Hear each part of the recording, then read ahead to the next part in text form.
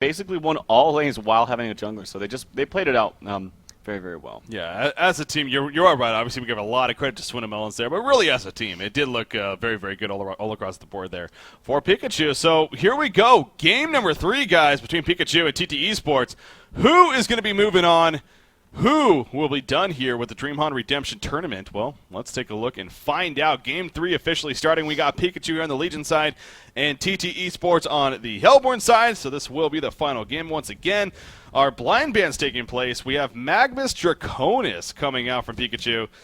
And then Ophelia Wildsoul from TteS Esports. So interesting, actually, a little bit. Wildsoul once again being blind band here. And then also Magnus Draconis from Pikachu.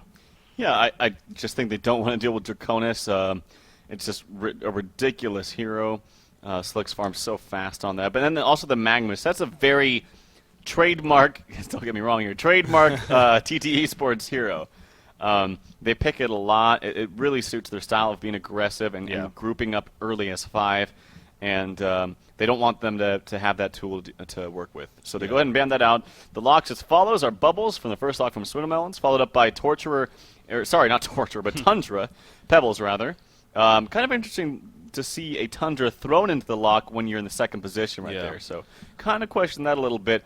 Also, Swinamelons, he picked it first in the first game. So, and there's a Tremble lock as well as a Miraxis coming out from Swinamelons. Yeah, I think the idea, though, with locking both Tundra and Pebbles as a second is that, you know what, they want to at least get one of those two, of course. And, you know, mathematically, with you only have a 1 pick as a first pick for Pikachu, sure, they may give up a Pebbles or a Tundra, but they'll get one of those themselves. So it's just a matter of, in this case, if you're Slicks, do you feel comfortable enough knowing that you're going to be giving up such a powerful hero for the sake of getting a very powerful hero yourself? And obviously in this case, he definitely does. The Miraxis Tremble, yeah, that's definitely interesting. A Tremble, I don't know. That seems like to me maybe a little bit more of a trollish, but Tremble by all means has been proven to be played actually in the competitive scene on certain couple levels. Of course, KZU is definitely a player name that comes to mind, but not in this game. But still, I'm sure maybe both teams have a player that can do it. And then of course, Keeper of the Forest with the final lock actually, and TteS Esports definitely loves to run Keeper of the Forest. Dark Lady going to be the first ban coming out from Pikachu. And now it is over to TteS Esports to decide who they want to take care of. Man, we haven't seen Jerizaya for a while. I'm just kind of just hit me, you know, thinking of a hero that we just have never really seen for the longest time. Not that that's a bad thing, but Jerizaya he's just always banned. I mean, he doesn't get locked, but he always gets banned. I find that interesting. Yeah, I do, and he does get blind banned quite often That's too. true. And so for that reason, you simply cannot see him. But you're right, man. I mean, Jerizaya is a hero that a lot of top teams don't want to have any part of, and that's why we do see it get blind banned so much. But yeah, that's an interesting thing. Now the banning phase has begun. There are 3 more bans in total coming out. So Jerizaya, he's still slipped through the cracks right now. We'll see if he actually does get banned. But yeah, we don't see him that often. He's extremely powerful, mainly for the reason that when it gets to that mid-late game, despite him, even if he's gimped on experience and levels, all he has to do is just sit back and wait for the initiation and then just start healing his teams, use that protective charm early on or anytime. But as long as he's sitting in the back, he's getting everything accomplished. The only way you can fight against that is you actually have to go on Jerizaya most of the time. And for that reason, it makes him a really, really hard hero to play against. You know, and I say that, and one ban left, and it's not going to be Jerizaya, so it cheated his fate, actually, with the final ban. So the overall banning phase, Dark Lady, Tempest, Mage Bane, Demented Shaman, Wretched Hag, and Fade. So Jerizaya is on the board. Now, again, it's one of those funny things at the same time, because there are heroes out there that can be considered to be pretty powerful against him. Obviously, you got your Parasite. Also, that also brings up another hero that, speaking of hero that maybe have died off a little bit, Electrician. I know that he got nerfed, but yeah, he's definitely died off on the competitive scene as being a kind of a, whether it's a suicide role or even a solo role, as that beefy kind of hero that you would want to pick up. We don't see him anymore at all, so. But if there happens to be a Jerizaya pickup, perhaps that could come to be. Nymphora, Illuna, and Glacius are also still on the board. You've got your Silhouette, of course.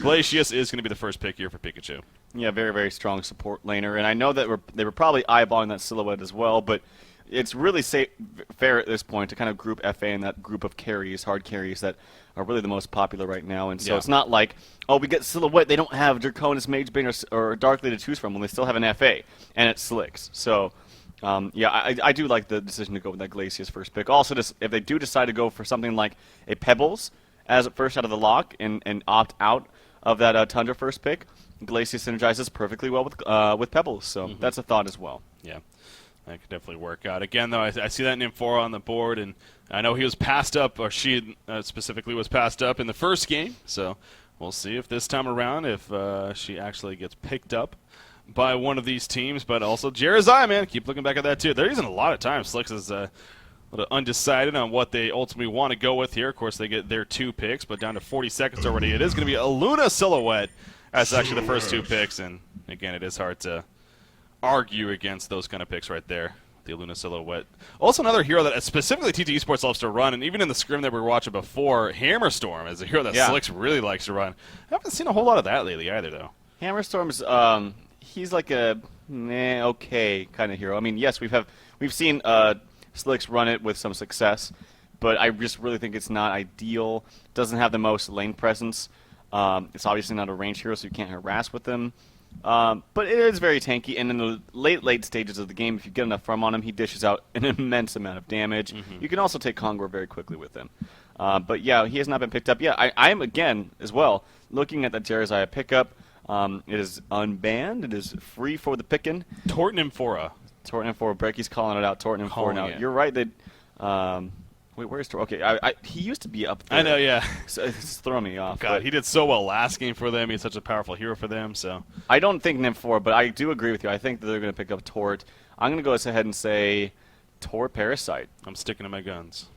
But there is a keeper. There is a keeper of the Force on the board. So yeah. We'll see. Of course, if they do go that, I mean, there isn't a carry necessary. Tremble, you know, I guess you can kind of consider that. Again, way off, apparently. It's going to be Jerizai Forsaken Archer, actually. So we do see Jerizai. And the snapback play, I was going to say, are we going to perhaps see a Parasite or maybe even that Electrician as a result of that? But no, they didn't even really think about it too much. They go with Polywalk Priest. So Jerizai, talk about him, and sure enough, we get to see him. I think actually Keeper of the Forest, despite Pebbles being on the board, despite Tundra being on the board, I actually think Keeper of the Forest is going to fit so well with this lineup. And they do pick it. He agrees with me. And it's kind of hard when you're in that position because you're like, oh my God, there's a Pebbles there. There's a Tundra there. You're there's giving even a up Pebbles there. and Tundra here. But it synergizes so well with Forsaken Archer. It synergizes well with the push from Jerizai. I say push because it's very easy to push when you have heals on your team. Yeah. And I really do actually agree with that pickup. Man, but yeah, you're giving up a Pebbles Tundra possibility here. Not say that they're going to do that, but we'll see what they ultimately go with. So I guess now, see, even if they don't choose both of those heroes, then you could look at it as like they weren't going to do it anyway. So like it really even mattered in the end. They're going to go Pebbles Bubbles here. I'm pretty sure it's going to be a support Bubbles this game. Support Bubbles, interesting. Yeah. I've seen them do that in the past. I think it would be silly not. Well, they could also go Tundra, but yeah, they're going to go with the Pebbles combination. But it's going to be a support Bubbles, I'm pretty sure. And now you can finish off with a Tundra here, actually, and feel pretty comfortable. Or you can go maybe more for a beefy initiation in that more access. I don't think we're going to see a Tremble here as the final pick from Pikachu, but we'll see. Moraxis actually fits Swindlemelon's style a lot more than Tundra. Yeah. Yes, of course, Tundra is so very strong for a number of reasons. And he actually still did well in Game 1, but I actually do think I'm leaning towards the Moraxis just because I know and he does go with the Moraxis. And I think in most cases, like 90% of the time, most teams would have picked Tundra right there. But if you've watched how Swindlemelons plays and if you watch what he likes, it just fits his style a little bit more. And they do go with the Moraxis. It's probably going to be a solo mid Moraxis, I want to guess. We might even see a Suicide Jerizai. The other thing, and the reason for that too, is Keeper of the Forest. One of the perks about him is you can gain perfect lane control by using those creeps, pulling it up the lane, similar to like we see with a Wild Soul. Let's get it on. Yeah, so we'll see how that ultimately plays out. But let's get it on indeed. We are now loading into the game here. What is game number 3? Again, for one of these teams, their DreamHoN redemption dreams will be shattered here. See what I did? That was so good. The road will end here, though, for them. And, of course, the winning team, they will stay alive here in the losers bracket. They're going to play the winner of the Orange Q Squad 357 series, which, again, will be coming at you tomorrow at the same time, 12 p.m. Pacific, 3 p.m. Eastern, 2100 Central European Time. But here we are in this game. That's what matters here. Game number 3. The lanes are getting a little bit of an idea of perhaps how we're going to see the lanes. And sure enough, you do see Jerizai heading top, but so is Glacius, actually. Currently, so is Keeper of the Forest. So pseudo-aggressive tri-lane here, being ran by Pikachu, and with a hero like Keeper of the Forest, you maybe wouldn't expect that as much. Yeah, I'm not quite sure. I mean, the Bubbles suicide coming out from TD Sports, that's very standard and can be expected. And the smart thing here coming out is when you have, when you know you're going up against a suicide, and it's very, very smart to just have one hero that can completely dominate it. Now, as far as Jeremiah going, he does have actually the wards on him, but he didn't buy them, so he's not going to be a support Jeremiah. He's probably going to be up in this suicide lane. Are we going to see? Let's see what this silhouette here. Moravis is playing this. Yeah, this is kind of some awkward lanes coming out from TT Sports, to be honest. The support polywalk here, it can be effective. And I actually think it's going to be effective in this situation. But, yeah, some interesting lanes coming out, actually, from specifically TT Sports side. Yeah, that definitely is. I mean, the support polywog, not often we see that. I will say the one game that I think Orange Esports actually ran it. So the Southeast Asian scene perhaps happening a little bit over there. And I know really, of course, the Australian players, they do have some tendency to play occasionally over on the Garena server with the Southeast Asians quite more often than the other players. So, you know, again, kind of just maybe tying some things a little bit as perhaps why we do see that. Pebbles on the meantime in the middle lane right off the bat. A lot of pressure. And Slicks will have to fall back to the tower and eat some trees because, wow, the Ice Imprisonment on top of the Quake Stun. And he just dropped like a freaking tank right there. So, yeah, really unfortunate for Slicks to have to start like that. But Swinomelon's making his presence felt right away, being babysat by TPS prices. But Aluna is going to come to the middle lane, so it is going to end up being a 2 versus 2 lane. What do you think about this matchup here? Obviously, Aluna Pebbles is very strong, but Pebbles has already taken so much harass. If Team Pika right here, being Glacius and Miraxis, are able to press this harassment before they get the levels up on the Aluna and the Pebbles, and actually we're already there, the Ice Imprisonment coming out, so more harassment, and of course Slicks on the Pebbles. There's a stun coming out, the Stalagmites do hit, there's a stun to follow. He doesn't actually, he does have enough mana for the tuck, and does so much damage to Swillmelons. I don't think he expected that, so kind of a misplay right there. Good Bloodlust kill coming out for Slicks. Yeah, just barely enough mana, and the reason for that is because he has the 4 minor totems that barely gave him enough mana right there. You need 240, of course, to combo, and he had it right there with 247 max. Now Aluna's going to be caught out, and Aluna will fall, so it ends up being a 1-for-1 exchange, actually, when it's all said and done. So in the end, actually a decent reaction from Swinomelons. He bought a homecoming zone, he poured it right back, and at least he got an assist out of it. So, you know, again, not the worst thing, perhaps, when it's all said and done, but still, very good Bloodlust kill coming out from Slicks, what was already a slow start for him because of the situation. But a lot of action off the bat here in this middle lane, no doubt. Yeah, I mean, actually, you said it too. I mean, I didn't think that Pebbles was going to have enough mana to combo, but he does have those 4 minor totems. He just had enough, and it did a lot more damage than I think both Swindle and I thought it would. Yeah. And he did get taken out there. I do still like the lane setups coming out from Team Pika. Having this strong solo against Bubbles is going to be good. It's Book versus, who is this playing this Bubbles? It's Riser. And I definitely give the edge to Forsaken Archer. Bubbles does have a chance to win. And, I mean, he does have good spells. He's got an auto attack that does decent auto attack damage.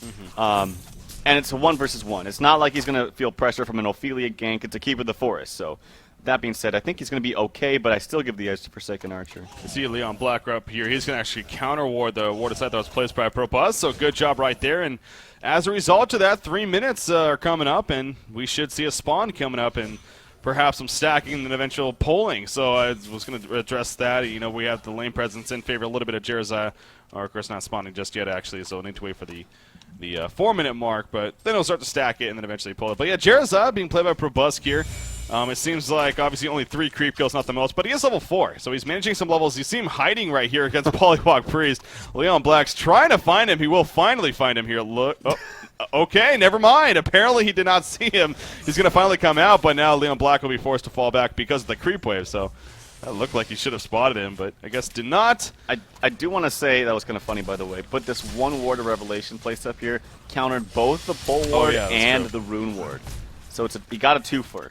Yeah. And that's kind of unfortunate. You don't want to put your wards that close to each other because for that exact reason. So yeah. They're going to be working without a little bit of vision, but already good job ward placed right away for TPS prices to show this bottom rune. And some good rune camping. Keeper of the Forest at the bottom.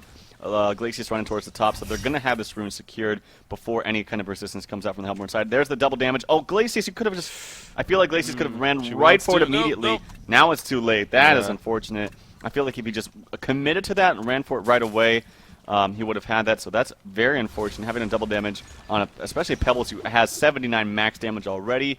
It could be lethal. Yeah, that is a scary thing, of course. So Glacius, he is falling back a little bit. There is something to be delivered to those boots. Yeah, boots are being delivered to Moraxis, so he will have those to work with. Meanwhile, at the top lane, Jared's actually going to lock down. Does have a heal palm ready to go. There's a protective charm, but against Silhouette, that won't do too much with all that physical damage coming out. So good job taking out Jersey at the top lane. Obviously missed the beginning of that, but I'm sure is well executed in the end. Now, they did combo Moraxis, it looks like, in the middle lane while that was happening. As you see, Pebbles double damage rune activated and now regenerating some mana. But Moraxis was able to take the damage, and he too survived right there. So yeah, good kill when it's all said and done. Coming out from TteS Esports onto Jerzaya. And now Aluna's actually going to come to counter ward. We have a lot of counter warding off the bat here. So good job. Credit to both Aluna and Polywalk Priest, actually. Of course, White Talaba and Leon Black here for TteS Esports. There's 3 ward of sites now that have been countered, and we're now just hitting the 5-minute mark here in this game. So that's not only 150 gold for the support, but that's a lot of lost vision here early on for Pikachu. Well, I want to say that it was probably TPS Prices that walked and made it quite obvious about where he was placing the ward. Maybe just walked there, and as soon as he went out of vision, came back and didn't have a ward on him, and maybe it's like, okay, there's only one place he could have placed it. Too late to tell at this point exactly how that panned out, but nonetheless, like you said, very, very good counter warding right now, and now they have no vision to work with, so they're going to have to kind of guess these runes. Hopefully they're able to guess it. Keeper of the Forest is been doing a good job of securing it bottom. Top lane, again, I feel like Glacius could have picked that up, but unfortunately, it's just a little bit too scared, and double damage is actually was used earlier on Pebbles. As you were watching the top kill on Jersey, I was watching the mid. They did go into Moraxis, but he quickly used that Quake Stun and was going to be just fine. Once again, both teams really investing into these runes, man. I mean, Moraxis and Pebbles were charging towards the top rune spawn. Keeper of the Forest was camping the bottom, and Aluna was heading bottom, but it did spawn bottom, and Keeper of the Forest picked it up. And sure enough, it was a haste rune. And speaking of that, she is level 6. She doesn't have the Ring of Sorcery, but she's level 6, so she's got the root. And she is here in the middle lane. So they're trying to get some opportunity here, but it looks like it's just not going to happen. And Keeper of the Forest will go back to farmings. But good job getting good rune control coming out for a Z-Freak right there on Keeper of the Forest. Forsaken Archer at the bottom lane also. He did go for a kill on Bubbles. He actually used the piercing arrows even, but Bubbles was able to strife away from it. I guess the crippling volley didn't hit. I don't know if it was a take cover or whatnot. But Bubbles was more than fine and was able to survive. But taking a closer look at this matchup, 27-11 Forsaken Archer, 21-7 Bubbles. So as you said, Bubbles can definitely hold his own in this matchup, and that definitely is happening here against Forsaken Archer. Yeah, he's doing a good job. I mean, it's not like he's going to get completely dominated. Like, when I think of a completely dominated Bubbles lane, I'm thinking of something like a Silhouette versus Bubbles. So actually some action mid. Moraxis taking a lot of damage, not able to get the Quake Stun. Too much damage from him. Here's the Keeper of the Forest, but not in time. Has that ultimate activated, or sorry, ready to go, but just a little bit too late. So Swindlemelon's taken too much damage here in this deadly Aluna Pebbles lane. Yeah, I'm sure he's frustrated that he's not level 6 yet, because if he was, they could have definitely turned that around right there. But again, not being level 6, did not have his Matrix ability, and obviously was not able to just barely tank the damage. That was pretty damn close. Jerzai in the meantime at the top lane is going to be locked down by the Tongue-Tied. Do they have enough burst damage? Yes, they do right there. The Death Lotus nuke on top of the Electric Jolt gets the kill. And Jerzaya falls for the second time in this game. So to say the least, Probusk, he ain't having a good time at the top lane. Meanwhile, in the middle lane, Moraxis activates the Arcane Shield right there while diving in big time to the tower. But in the end, both Pebbles and Aluna are going to be fine. Keeper of the Force is here. Again, being level 6, going to spawn the animated trees, actually. And they're going to pressure this middle tower a little bit here. So I don't know if it's going to be, not really, though, because both Pebbles and Aluna are here by all means. And you see a Power Throw going to clean it up a little bit. And yeah, they should be able to protect this. This isn't going to be a kill, but pressure being put out here by Pikachu in the middle lane. Yeah, they really want to use this Keeper Ultimate. I feel like if they can force a Keeper Ultimate, even on just one hero, even on this Pebbles, they're going to get a very, very easy kill out of it. Unfortunately, Keeper of the Forest, he does pour it out. He goes to the bottom lane, maybe try to help this Forsaken Archer. Nope, they're setting up a kill, but Forsaken Archer volley misses onto Bubbles, unfortunately. He does still have that Shell Surf ability, uses it offensively. He's going to be just fine down here in the bottom lane, though. Yeah, of course, he did take cover, so that's definitely can be difficult against a Bubble. So land that crippling volley, because even a level 1 takeover, a good player will be able to react to it, and it is a pretty obvious animation. So the top lane pressure, a lot of pressure here at the top lane. Silhouette dishing damage to the tower. She's gonna fall back. No, she's gonna go back in. So it is gonna put it into nigh range here. Jeremiah, they're running in. We'll try to scare her off. Invulnerability is gonna be used. Sustainer just delivered. This is gonna be so close. Port coming in, and that will get Silhouette to fall back. It's a low life Moraxis, but again with Jeremiah here especially, it's just not worth the risk. So the tower will be denied. Pretty solid defense there coming out from Pikachu. But how about Silhouette being played by Moravis? 393 gold per minute. He obliterated this top lane, really. Oh, yeah. I mean, it was a suicide Jeremiah. Yeah. And he had the assistance from Poliwag as well, who, by the way, is this jungle is getting very, very stacked for him. And when I say that, actually, there's only one stack. But it's a triple stack, and it's there in the hard camp. So they're up to a very, very good start, TteS Sports is. Yeah, that's good news for them. And again, 3,300 gold lead, 1,200 experience lead. In the meantime, though, Book and Keeper the Forest, they're pushing this bottom lane. I should say Book and Z-Freak here on Keeper the Forest and Forsaken Archer. Pushing the bottom lane again. Not going to be enough for a tower kill, though. In comes a counter from Bubbles. Bubbles will get the kill on a Z-Freak right there. And Forsaken Archer is just going to have to run away. And you're holding your head in shame there, Trelf. I know they can't see that, but what happened? It should not have happened. That should not have a kill on your Keeper the Forest like that. He unfortunately got caught in the mess of those nukes and too much damage put out onto him. But that was just he simply should not have died there. And now they're going to get the tower deny as well. So even more gold. Unfortunately, not going to happen on this Legion side. Action in the mid lane, actually, there's the ultimate coming out from Moraxis. Chainsaw Massacre, one more axe, and he'll be close enough for that stun. There he is. He's going to pop that, I'm sure. The Ice Imprisonment to follow. Glacier is going to be in a lot of trouble. Actually, no, they might turn this. Oh! The chuck onto, actually, TPS Prices. He chucks a Luna almost.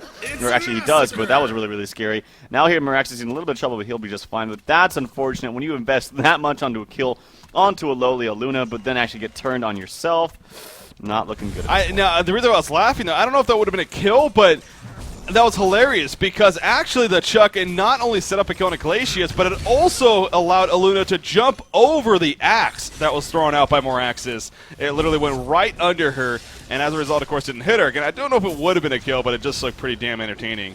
Almost a Matrix-style crap going on. So, well played in the end. Of course, Slick's playing that Pebbles, and right now 6-1 hero kill advantage here in their favor. So things are definitely looking on the up and up here for TteS Sports, and Slick's the double damage wound wearing off. While Poliwag Freeze is nearby, he's really anticipating something. He wants something to happen, but I don't think Pikachu is going to really bite on too much here. They do have a Keeper the Forest coming back, and as you say, he's been playing pretty active. He's going to get here just in time. It looks like the root comes out, but not in time. Bubble still was able to shelter Finn and finish off Moraxis, and the Keeper the Forest again just a little bit too late with that root. So good jump by TteS Sports, and now they're going to get a big middle tower push. They have Poliwag Priest level 6, so we'll see if wards are even used right here, as I'm sure they are. Yeah, wards come down, and this middle tower is going to drop quickly now. The level of verse is just too damn high. I mean, I don't think they can live through this. They're going to have to initiate on them with the Keeper Forest ultimate, with an ultimate and volley from Forsaken Archer. That synergizes well, but they're not doing it. I did mention how Forsaken Archer, she's one of those heroes. Yes, of course, she can carry to the late game, but she can also have the ability to be very active in the early game. And I feel like they can actually they can abuse that, especially with Jeremiah, and they're not doing that right now. And right now what it seems like they're doing is they're baiting all the spells on the Moraxis, but he's dying before they're able to respond. Yeah. And it's just simply not working out right now. They're at quite a deficit, 6,700 gold, and actually what's going on in the bottom lane. But it was a hasted Pebbles came charging in, and Book just barely landed a crippling volley. It's actually pretty good placement, and caught Pebbles on the corner of it, and so he was able to just get away in time and to survive. But yeah, that probably would have been a death right there if it wasn't for landing that. So that Portal Key Pebbles. You're right, though. And oh, yeah, wow. Portal Key Pebbles. That's always scary, especially on Slick's playing Pebbles, by the way. Very, very dangerous player to have there. Hero combination. He hasn't shown it yet. Now, will he be able to catch Forsaken Archery? I don't know if he has enough burst. Oh, there we go. The power throw actually hitting first. Yes, that's probably going to be enough. And yes, it will. Wow. I mean, that really couldn't have been any better. Because of the Aluna power throw, that got just enough damage out to set up the kill. So, great execution right there between Waitalaba and Slicks. Yeah, definitely. It was one of those things. I can't kill her. If you get it, then I can initiate. But if you don't, I'm just not even going to try. But did hit, and then nonetheless a good kill coming out for Pebbles there. He is now 3-0-2, 370 gold per minute. In the meantime, though, you have your hard carry, who still has 2 hero kills under her belt. But Moravis, 460 gold per minute. This game is looking really, really solid at the early stages for TteS Sports. Yeah, it really is. And for Pikachu, you're trying to trying to look at the signs of life, and again, there just isn't much of them. You talked about it earlier, how it just seems like that Pikachu's not taking full advantage of this makeup that they had. You stressed how great of a pickup that was on Keeper of the Forest in that lock-picking stage where there were so many powerful heroes, including Tundra, including Pebbles, Bubbles even. I mean, a lot of powerful picks, but they went with the Keeper of the Forest pick, and you like that.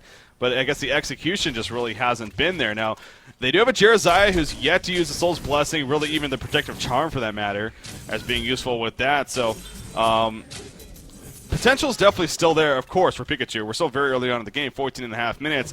But yeah, there really hasn't. I mean, they haven't been doing any push. I mean, the bottom tower went down, but remember that was even denied. So they got Forsaken Archer, Jeremiah, Keeper of the Forest. Not a whole lot of push going on though from our Legion side. So maybe they're waiting for perhaps specific items, maybe Astrolabe, Portal Key on Moraxis. I'm not exactly sure, but by the time they try to wait and farm up their items, the Hellborn side is going to have their items just quicker, and they're going to be better items. So, yeah, it's unfortunate. They need to make something happen now. I think maybe the biggest item they could probably wait for is like a Portal Key on Keeper to get some kind of initiation, or a Portal Key on Moraxis, or both.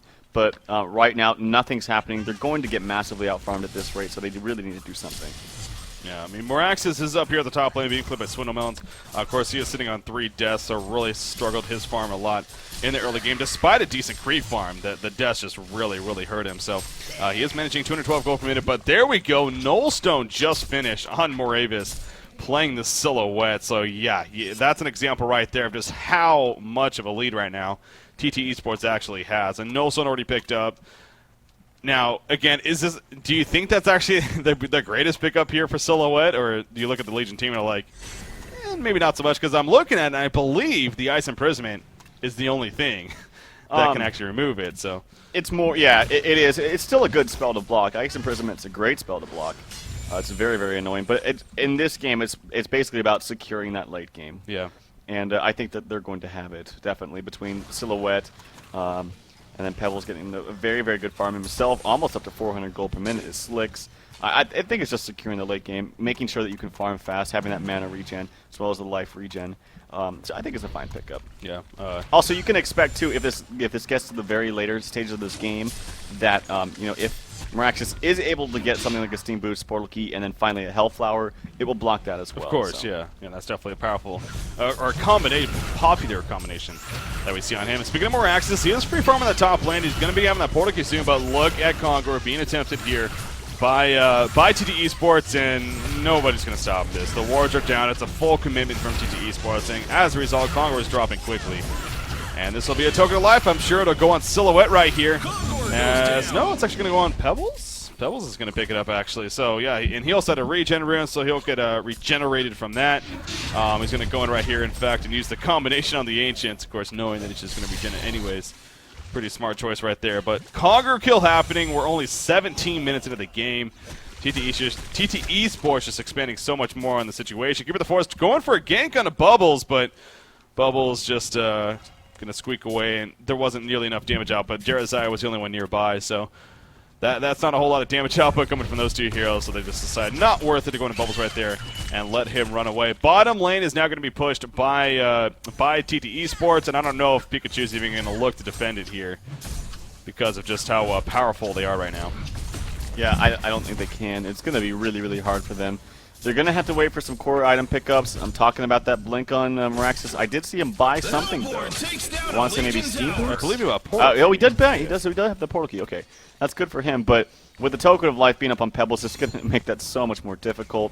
So, yeah, they are actually grouping up in the mid. The tower has not been killed, but here comes the mass TPs. Are we going to see Jeremiah locked down enough? Yes, we are. Jeremiah's completely locked in. He does get the Soul's Power Cup barely, but it did not hit Forsaken Archer. He's on the run. Stop's going to be used on the Pebbles, stopping him in his tracks. So Forsaken Archer will live, it looks like, when it's all said and done. And actually, Pebbles may be in a little bit of trouble, but he's going to stand in the front ground, actually, as Bubbles will portal in. They take out Keeper of the Force right there. Moraxis is also going to get caught out, and he will eventually fall. So 3 heroes died in total.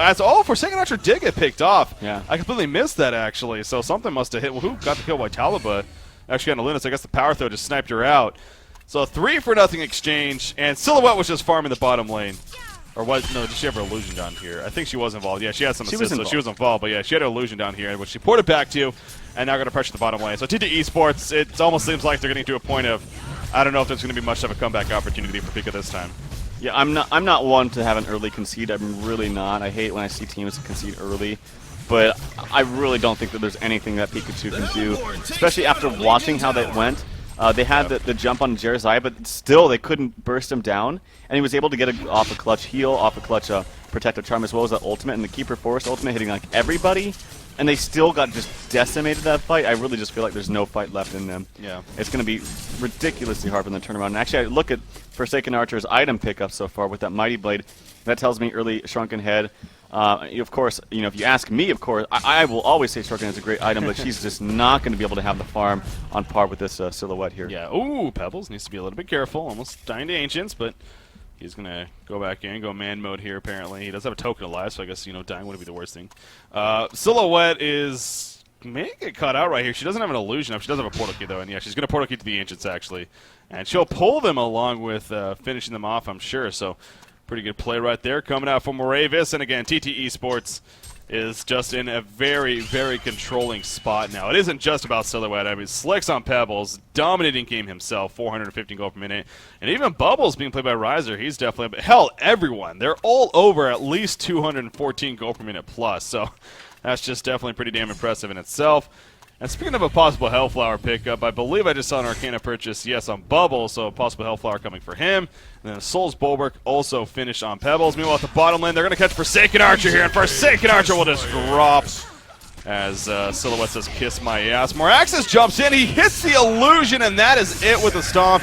But he does have the Matrix activated, so going to keep them on the run. Aluna just trying to keep them away from the team, if anything. But Polymer Priest will jump in. The Hex goes down onto Jeremiah. The lockdown completely. Are we going to say tongue tie? No, we're not. The Electric Jolt. Out comes the Soul's Blessing. So that'll keep him alive for now on top of the heal bomb, actually. Piercing arrows coming out. Down goes Polywire Priest, actually. Keeping the force, of course. He is here. Root has already been used. Nice Kelpa, though. Coming in for Bubbles. And look at Silhouette with that Death Lotus with the auto attacks. The right click. Relentless Salvo. So much damage coming out. Forsaken Archer will barely survive, though. As, yes, she will get away. But Keeper of the Force does go down. And the damage definitely already done. I'm not sure what Silhouette is going for. He's going to portal key in. Oh, he attacks the building. He's trying to attack Forsaken Archer. And he will get the kill when it's all said and done. So, yeah, we do see a GG well played being called. I don't know if it's going to be us as a team. Yes, the GG well plays are coming out. And it looks like it will be official. TteS Esports is going to defeat Pikachu here 2-1 in a very, very deciding Game 3 here. Yeah, they played that really well. I actually really liked the Trident they started out with the support Polywog. It worked out well. They did have Bubbles against Forsaken Archer, and I think the idea there from Pikachu was correct.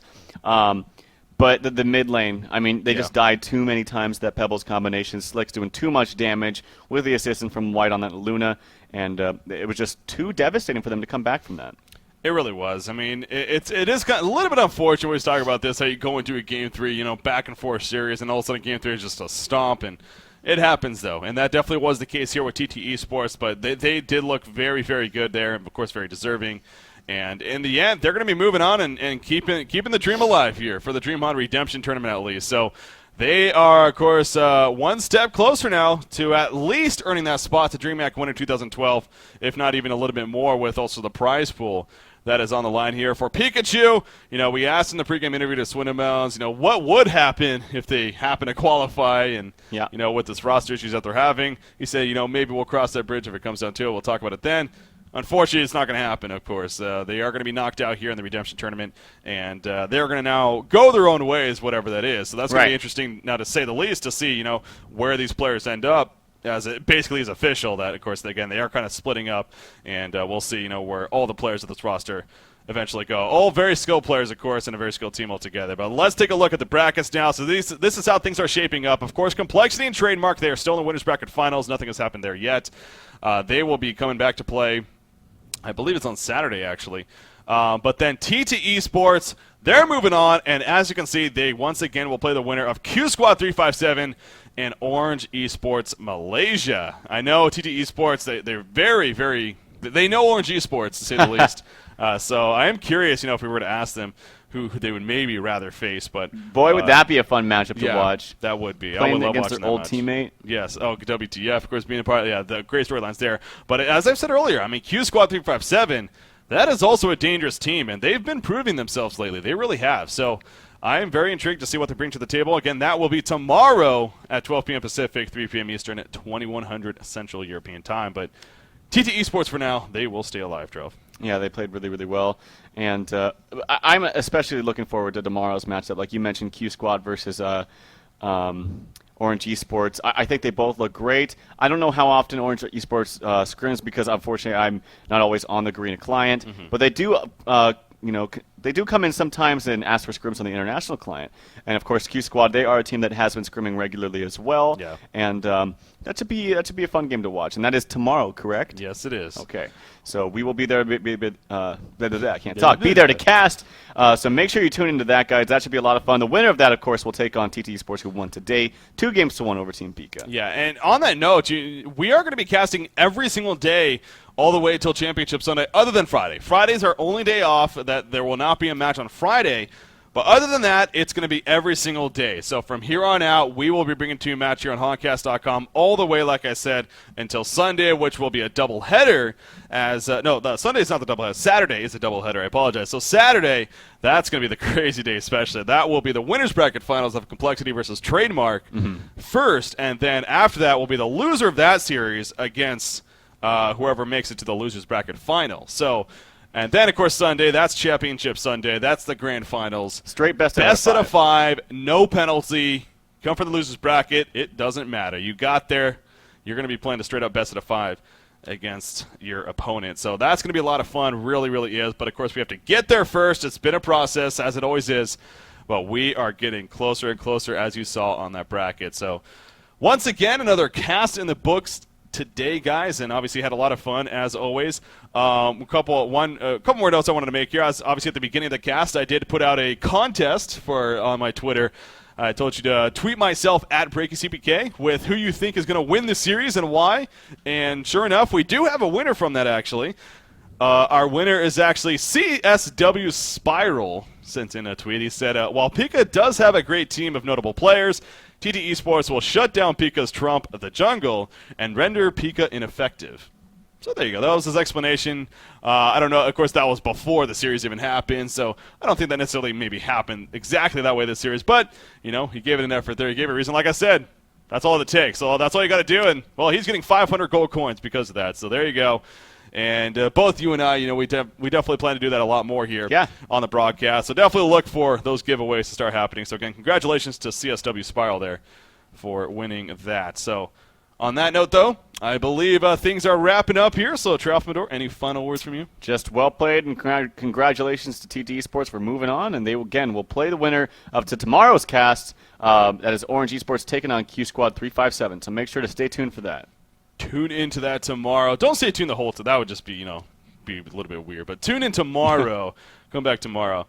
And then, of course, we'll be coming back 12 p.m. Pacific, 3 p.m. Eastern at 2100 Central European Time. So, as we talked about Twitter, of course, you can follow at TrealFon over there, myself at BreakyCPK. Oh, you stole it. Taking your limelight there. You can also check out the Honcast, Facebook and Twitter. You can definitely do that and follow and like those. And, yeah, have some fun with that. So, man, another great series in the books, guys. Again, congratulations to TT Esports. Very deserving of the victory. They're moving on. Tune in tomorrow. Orange versus Q Squad 357. We will see you then. I'm BreakyCPK. Joining me was Tralfmador. Big shout-out to Killer Orange as always. Have a good night, guys.